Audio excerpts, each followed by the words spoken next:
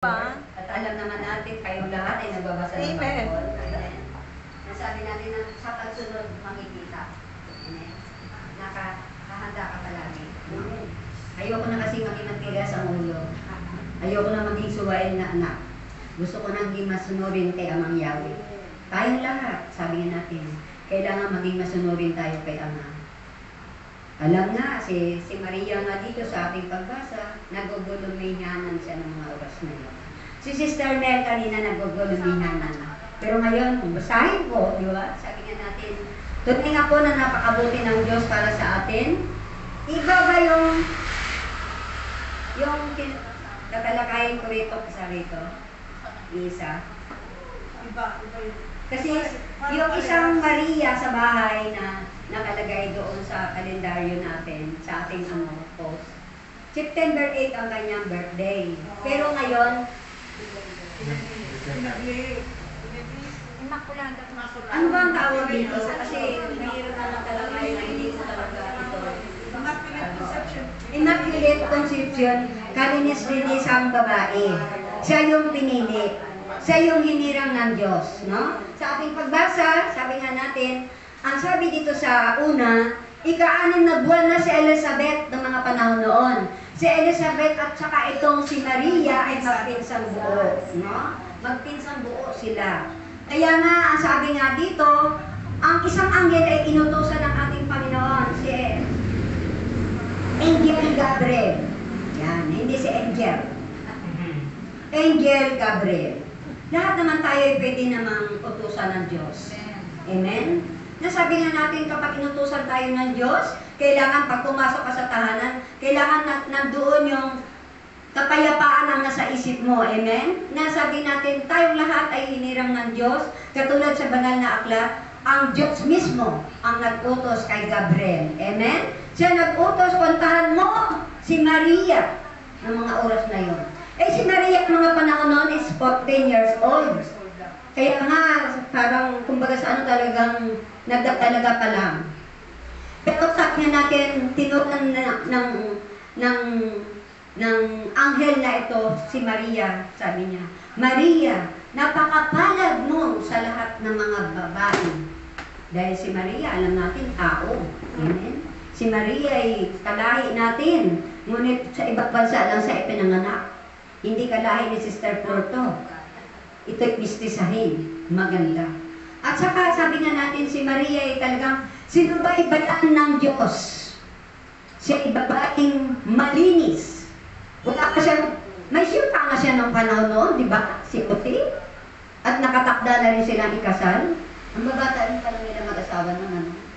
Kaya nga, ang sabi nga ng anghel, ikaw ay, ano nga ang sabi? Ikaw ay, ano nga?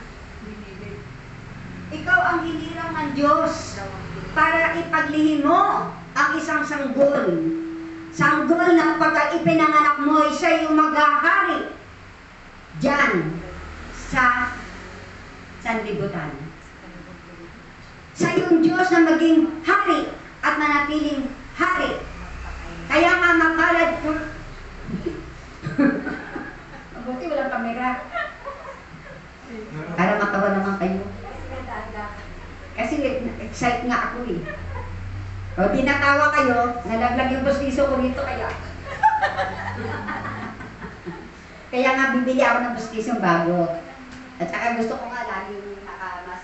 Samahan kita dun sa ano? Face mask. Samahan kita dun sa kakilala. Oo nga eh, nalalaglag na nga yung bustiso ko nga eh. Talagang. Okay. Kung sino man po yung pinanser dyan, nakikinig ngayon, nananawagan na si Sister Mel. Hipuin nyo. Sister Rose nga, sinagot na niya. Okay, ano nasa na ba ako? Storytelling. Doon sa may syuta siya. Kaya may syuta na siya. Na mga panahon noon ay syuta niya si Josie kasalukuyan. At sila'y nakatakdang ikasal.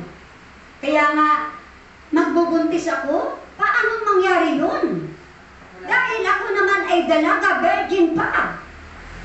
Kaya nga, ang sabi na Angel Gabriel, luluuban ka ng Espiritu ng Diyos at ikaw ay magdadalang tao. magbubuntis ka ng 9 na buwan, at ipanganak mo siyang lalaki ang batang yan, at ang pangalang Emmanuel. Ang Emmanuel means pagpapala. Yes. Diba? God Sumasa iyo. sumasa inyo ang Diyos. Ang ibig sabihin, ang Emmanuel ay ano siya? Anak siya ng Banal. Diyos. Banal na pangalan ng Diyos. Kaya nga sabi, hindi na humigo si Maria. At sabi niya, kung ako'y ang pinili at hinirang ng Diyos, ako'y alipin na susunod sa kalooban ng Diyos. Alipin akong susunod sa kalooban ng Diyos. Kaya nga, ang tinuro ni Maria, tinanggap niya ang sinabi ng anghel na iyon. At si Maria ay nanganak na. Hindi, nagbuntis muna. Diba? Nagdalang tao na, ayan. Nagdalang tao si Maria noong mga panahon noon. At doon sa kanyang pagbubuntis, at naman natin na si Maria ay talagang dalaga talaga. Siya ay talagang walang bakit dumis. Kaya nga, dahil nga si Jose ay mapait na tao at sa lahi din na ng lipi ng galing, lipi ni David. Kaya kung baga sa may tayo silang may kabaitan para hindi mapahiya si Maria ng mga panahon noong nagbubuntis, tinuloy na lang niya. Itinuloy na lang niya ang pagkakasal kay Maria. Itinuloy niya. Hindi siya umurong dahil sa pamagitan ng pagpanaginip ni Jose. Yung panaginip talaga sa totoo lang, napakahalaga yan. Dahil kapag napanaginipan mo ang isang bagay na lalo ganyan ang sinasabi ng ating Panginoon, susunod ka at susunod. Ang sabi sa panaginip ni Jose, si Maria ay malinis na babae. Siya ay nilukuban ng Espiritu ng Diyos, kaya siya ay nagdadalang tao. Kaya tuluyan mo siya, Jose. Kaya nga, si Jose, maunawain ng mga panahon noon, hindi niya ginalaw si Maria hanggang sa nanganak. Kaya si Maria, sa kanyang pagkakanganak, nakita mo na natin na nag-uli-ulit, siya po ay naging beben ulit. Amen? Yun ay makapangyarihan ng Diyos. Makagawa ba ng Diyos yun? Amen. Ang kapangyarihan ng Diyos ay nasa Kanya. At nasa atin din. Amen? Ipinagkaloob ng Diyos ang kapangyarihan sa ating lahat. Kaya nga kung paano inutusan si Maria na magdalang tao, wag lang si Sister Mel. Amen? Mga noon, nagbibiro pa ako eh. May asawa ko yan sa Japan. Bata pa ako nun. Paano ako malir kapag nagbibis, naglilid? Huwag mo sabihin, Espiritu ng Diyos ang numukob sa iyo.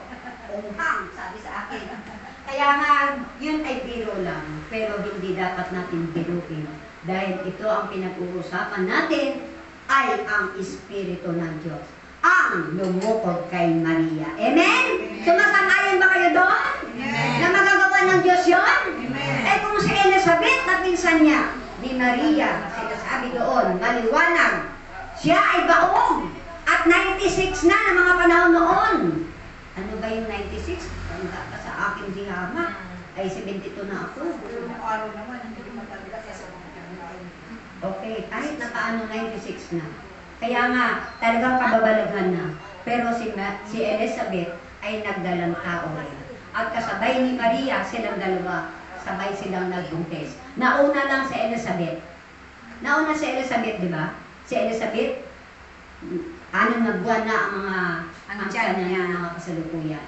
Si Maria, ngayon pa lang nagdadalang tao. Kaya nga, sabi na natin, si Maria ang pinili ng Diyos dahil siya ay malinis na babae. Kaya nga, ibig din natin maging malinis kay Lord ang ating puso sa ating paglilingkod.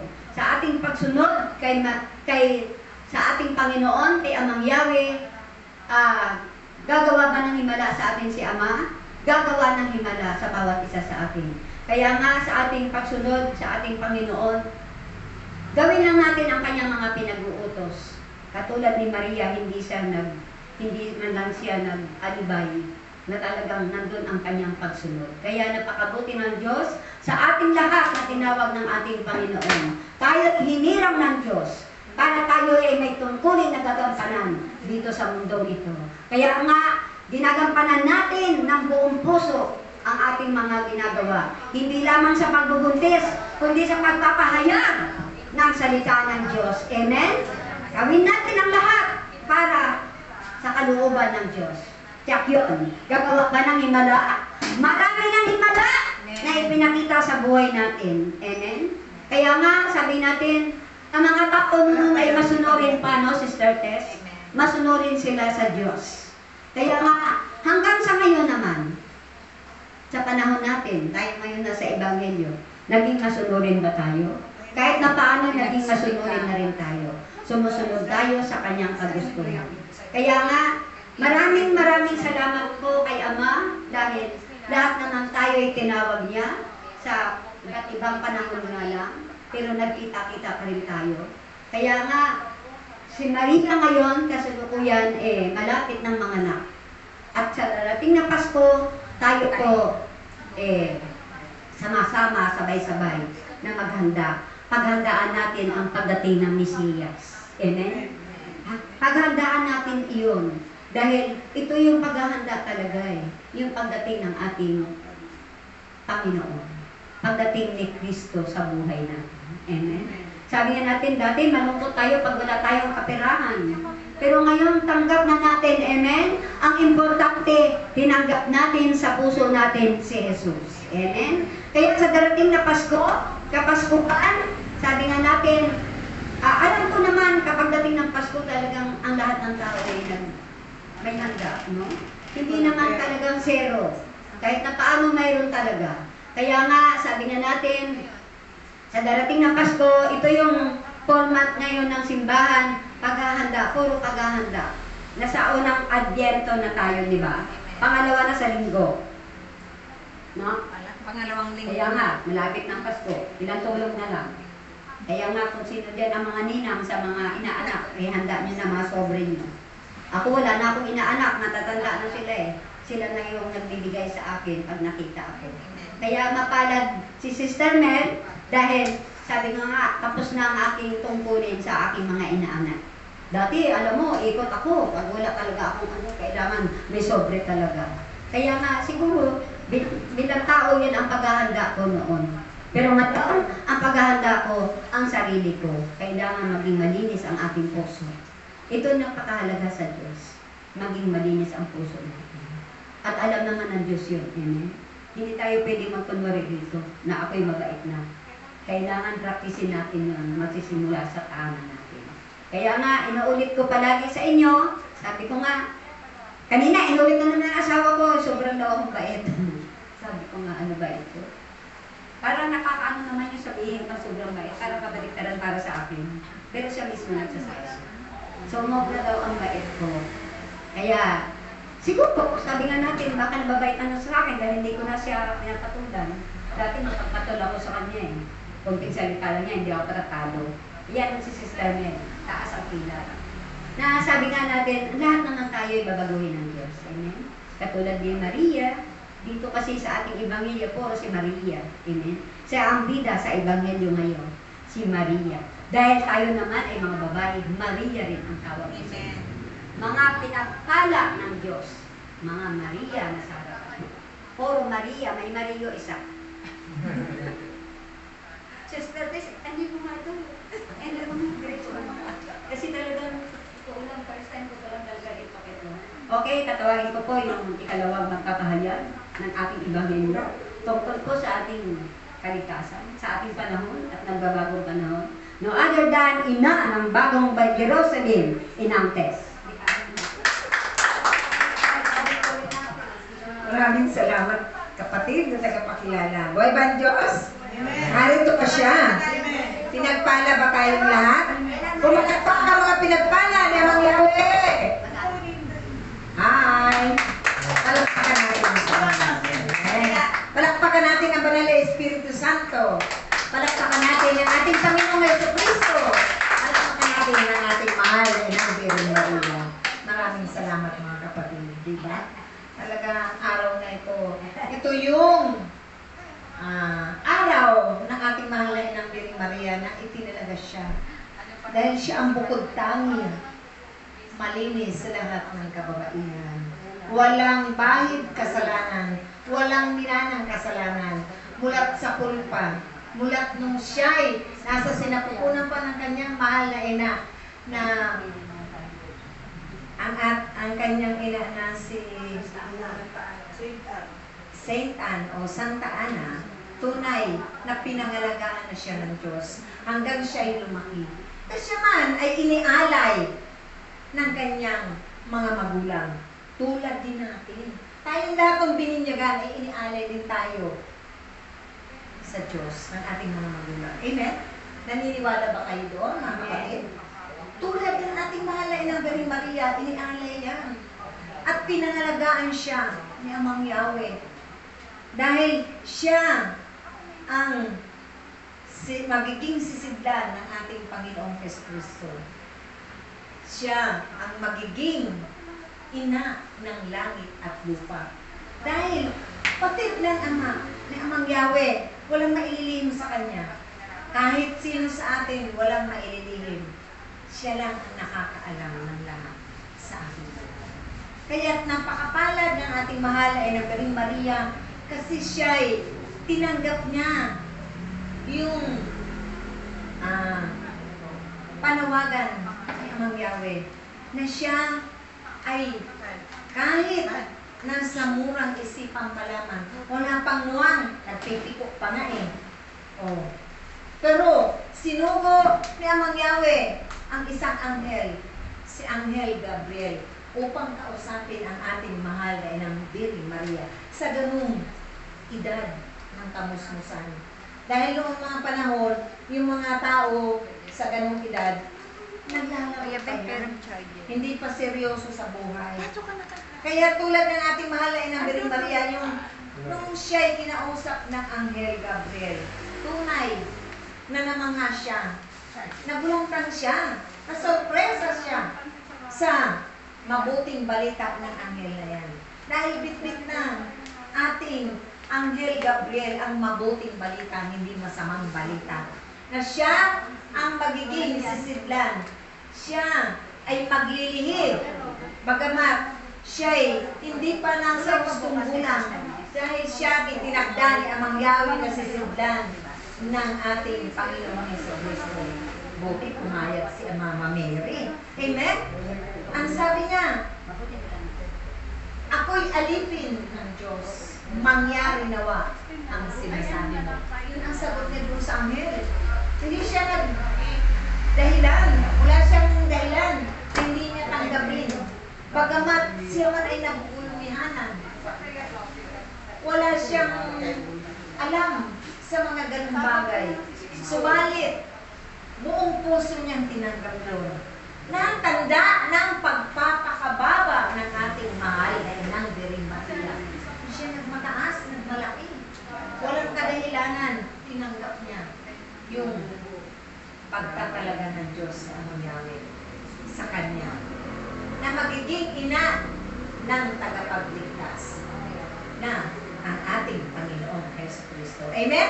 Malakas na palakpak sa ating araw na ito, ang ating mahal na Inang Birheng Maria, mula nung itinalaga siya ni Amang Yahweh, tunay na ginampanan niya ang lahat ng yan bilang ina sa ating Panginoon.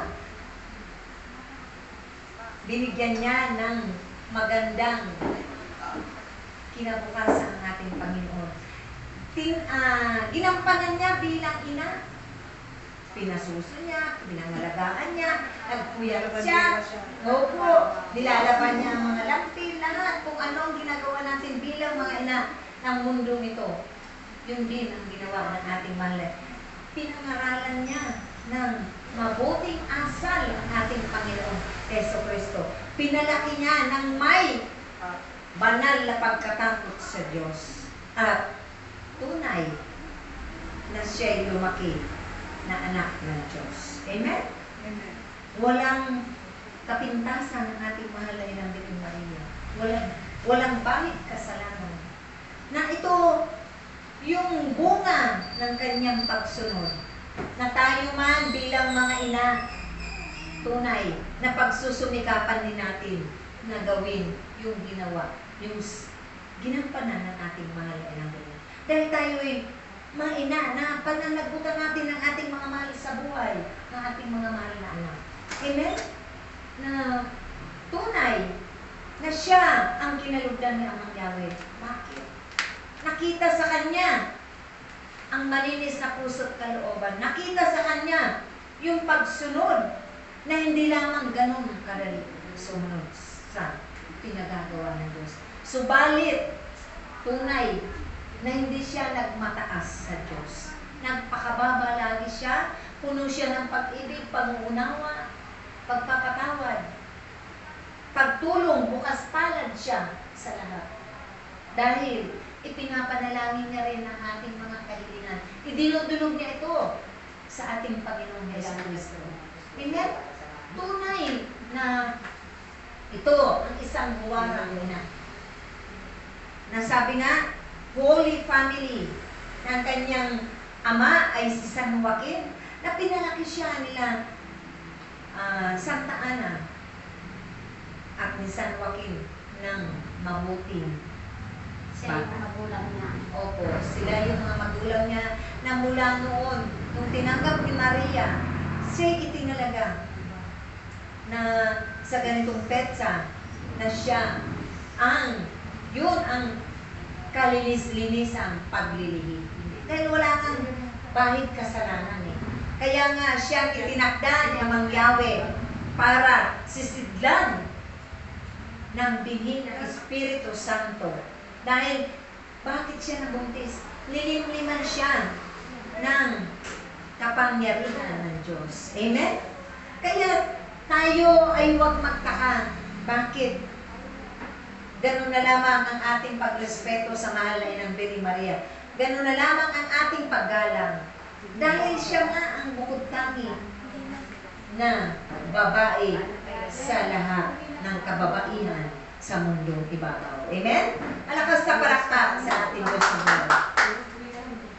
Ipinakita niya na tayo na mga ina sa mundong ito, nararapat na lagi tayo humingi ng kapatawaran sa Diyos. Lagi tayo mangumpisal. Bakit tayo nagiging maliit sa paningin ng Diyos, mga kapatid? Dahil tayo ay nawala natin, naiwala natin yung ating mga pananampalataya. Naglaho yan sa ating buhay. Doon sa tayo ay nabinyagan, magmula doon, hindi tayo napangalagaan ng ating mga magulang. Kaya hindi tayo tulad ng ating mahal na Inang Birheng Maria. Nanatili yung kanyang kalinisan. Walang bahid kasalanan. Siya nga ang, sabi nga sa Rosary, bukod tangi. Di ba? Sa kababaihan. Kaya siya talaga ang pinili niya mangyari para sisidlan ng ating mahal na Panginoong Jesucristo. Siya ang magdala nito at magduwal sa mundong ibabaw ng tagapagligtas. Amen? Malakas na palakpak. Siya'y hindi maliit ang pananampalataya. Visionary siya. Nakausap niya ng harapan ng anghel, Gabriel. O diba? Siya ang unang disipulo na itinalaga ng Diyos. Bago pa man yung mga disipulo na itinakda ni Amang Yahweh. Dahil sinunod niya ang lahat. Hindi niya sinuway. Hindi siya masuwayin. Hindi siya pasuway. Kundi tunay na pinatunayan niya sa Diyos na siya ang karapat-dapat. Amen? Malakas na palakpak. Kaya nawa sa hamon ng Ebanghelyo nito sa bawat isa sa atin, pagsumikapan natin. Mag-aral tayo sa salita ng Diyos. Lagi tayong dumalo sa ganitong mga pagtitipon para lalong hindi maging pandak, umaliit ang ating pananampalataya. Hindi mabansot, hindi matutulog, laho, hindi matutulog. kundi masigit, natitibay, lalawak, lalago ang ating mga pananampalataya. Katulad ng sa Ebanghelyo dyan, na doon sa Lucas 19, 1-10, tungkol kay Zaccheo. Bakit siya tinawag ng ating Panginoong Jesucristo? Siguro ko doon sa sukumurong na tree na yun, marami naman siya kasabay doon umakyat. Pero sabi nga sa Ebanghelyo doon, tungkol kay Zaccheo, na siya ang pinakamaliit sa lahat ng mga pandak. O, di ba? Pero, siya ang tinawag ng ating Panginoong Jesucristo. Dahil sa kanyang kagustuhan na maituwid ang kanyang mga pagkakamali. Amen? Dahil di ba tayo, bakit tayo nangungumpisan? Parang nang sa ganun, hindi tayo magmamataas sa Diyos. Nagpapakababa tayo. Tanda ng pagpapakababa natin yung tanda ng pagsuko natin, pag-surrender. I surrender you. Di ba? Nakataas na ng ating mga kamay. Tanda ng pagsuko, ng pagpapakababa, ng susumikap natin na masunod yung kalooban ng mga Yahweh. Amen? Hindi na tayo nagmamataas. Nahihiya na tayo. Kung tayo man ay may munting pagkakamali, pagkukulang, nadadapa, natitisod, naroon na yung ating kahihiyan sa Diyos. Dahil pinagmamasdan na tayo eh. Paano tayo kalulugdan? Paano niya diringgin ang ating mga kahilingan para sa kapwa natin kung tayo ay masusuwayin magpahanggang sa ngayon? Sayang naman ang pagdalo natin, pagbalik-balik natin dito sa banal na tahanan ni Amang Yahweh. Bakit nga tayo pabalik-balik dito? Dahil pinagpapala tayo ng Diyos. Hindi lamang sa kalakasan, sa kagalingan ng physical natin. Higit sa lahat, yung ating pag-spiritual, yung ating espiritu, yung ating kaluluwa. Amen? Yun ang mahalaga. Na inihahanda na natin ito. Hindi tulad ng mga nagdaang panahon sa ating buhay na wala tayong alam kung ano ang dapat natin paghahandaan. Lalo na sa darating na Kapaskuhan. Nagugunitahin natin muli ang kapanganakan ng ating Panginoong Jesucristo. Na hindi lamang dito sa ating bansa, kundi buong mundo. Amen? Masaya ang Pasko. Kahit man mumunti, payak ang ating mga handa sa ating mga mesa. Subalit, yan naman ay kalugod-lugod kay Amang Yahweh. Amen? Malakas na palakpak sa ating Diyos. Kaya, tinuturuan tayo ng Diyos lagi. Pinapaalalahanan tayo ng Diyos lagi. Na wag natin ihihinto ang ating mga natutunan na mabubuting bagay ibahagi, i-share ang ating mga karanasan sa ating kapwa. Para sila rin ay magkaroon ng inspirasyon sa buhay. Dahil inspirasyon natin ang ating mahal na Birhen Maria sa ating mga buhay. Amen? Marami din pinagdaanan si Mama Mary, nakapigatilan, hirap at sakit. Dahil sa ating Panginoong Jesus, natakda sa Kanya ito yung kalooban ni Amang Yahweh para sa atin. Kaya kung tayo man ay dumarating din minsan sa ating buhay, ang mga pagsubok na yan ay ating pasalamatan. At matuwa tayo. Dahil kung wala ng pagsubok, baka wala na tayo dito sa atin. Naroon na tayo. Rest and peace na tayo. Amen? Siyempre, ayaw pa naman natin. Di ba, mga kapatid? Masaya kaya ang mabuhay sa mundo. Hindi ganun kadali sumunod. Subalit, tulad ng ating mahal na Inang Birhen Maria, titinang lang naman natin ang ating mahal na Ina. At tiyak na kahit papaano na pagsusumikapan na natin. Siguro ko naman kahit papaano nakikitaan na tayo ni Amang Yahweh ng mga mabubuting bagay sa ating pananalita, sa ating puso. Kahit papaano nabawasan na dyan yung mga basura. Nililinis niya lagi ng kanyang salita. ng kanyang mga pangako, tayong lahat ay binabago niya sa araw-araw natin. Kaya nga may kanta, araw-araw tayong binabago, di ba? Kaya napakabuti ang nangyari. Kay buti-buti ng Diyos. Dahil tayong lahat na hindi natin inaasahan na makapaglingkod din tayo sa Kanya. Ito tayo ngayon lahat. Mga mukha natin lagi ay nagkikita-kita. Eh, wala namang problema po yun. Ang mahalaga, nasusunod natin na pagdadaanan natin yung binaybay ng ating mahal na Birhen Maria ng ating Panginoon sa Kristo. Dahil ito ang mabuti. Kaya tayo dinala ni Amang Yahweh dito. Kaya tayo itinalaga niya dito lahat. Upang tayo ay hindi magpakailanman. Amen? Amen. Dahil minsan naman, hinahangyan pa rin yung mga, hindi pa naman nasisipot, yung mga masasamang pag-uugali, mga hindi kalugod-lugod na mga pag-iisip ng natin. Pero, mahal na si Amang Yahweh. Dahil ipinagkatiwala na natin yan sa Kanya. Tulad ng ating mahal na Inang Birhen Maria. Nagtiwala siya. Nanalig siya. Nanampalataya siya ng tunay. Malaki yung kanyang pananampalataya. Hindi katulad ng pandak na si Zaccheo. Pero, yung pananampalataya ni Zaccheo, sa pamamagitan nung hangarin niya na makita ang ating Panginoong Jesucristo, na siya'y umakyat pa sa puno ng sikomoro, tunay na pinagpala rin siya ng Diyos. Dahil sabi niya nga, siya ay tax collector. Panginoon, kung ano man ang aking nagaya, 4 na beses ay aking ibabalik. At tayo rin sa ngayon, humihingi rin tayo ng pagkakataon. Amen? Dahil, noong panahon ng mga tax collector, mayayaman. Pero nung ipamumudmud niya, ibabahagi niya doon sa kapwa niya ang mga bagay na yun na hindi niya pinanghinayahan.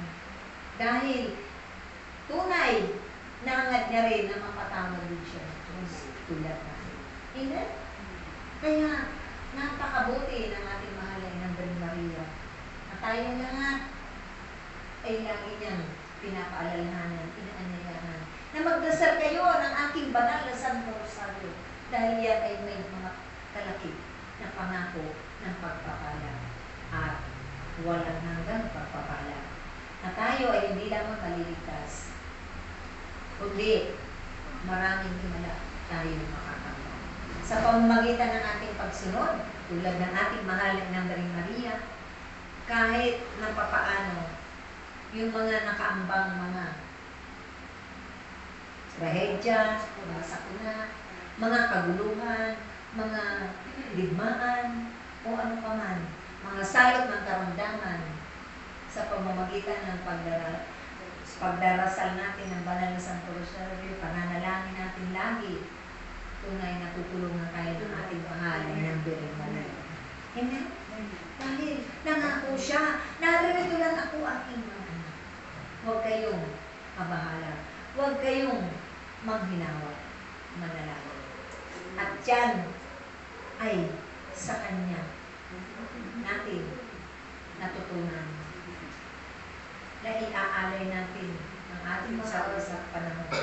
Huwag natin paghihinayahan yan. Huwag natin ipagkakait siya. Tiyak na tayong lahat ay makakabala natin pagdating ng aklat. Ang Yahweh naman ay magkakata. Amen, mga kapatid? Malakas na palakpak sa natin. Kaya nawa, lagi nating hingin sa Diyos ang awa at habag niya, ang mga pagkakataon, na tayo ay patuloy na makapaglingkod, patuloy na makapagsisi at kalikuran na natin ng mga kasala. Dahil araw-araw, nababansok ang ating pananampalataya dahil sa ating mga kasalanan ngayon. Lumiliit ang ating mga pananampalataya dahil sa ating mga bitbit na kasalanan ngayon. Lalo na sa ating mga lumang buhay. Amen? Dahil sa lahat ng iyan, ang Diyos lang ang makapagbabago sa atin, ang makapagpalaya, ang makapagkakaloob ng maraming biyaya na sa kanyang awa at habag at pag-ibig. Amen? Amen. So, siguro po, yun lamang po. At muli, mapagpala ang araw sa bawat isa sa atin. Maraming salamat.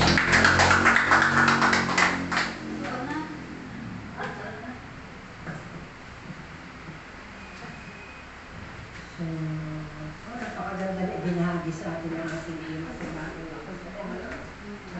na. Ang dahil